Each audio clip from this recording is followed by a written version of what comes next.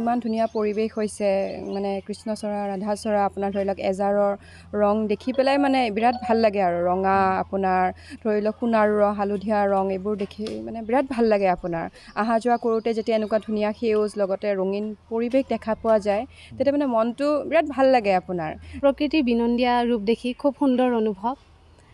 মনটো একদম ৰঙীন হৈ থাকে কৰ্মটো খুব ভালদৰে আমাৰ মনটো বহে সোণাৰুৰ হালধীয়া ৰং আৰু কৃষ্ণচূড়াৰ ৰঙা ৰংটোৱে যেন এখন ৰঙীন দলিচাহে পাৰি থৈছে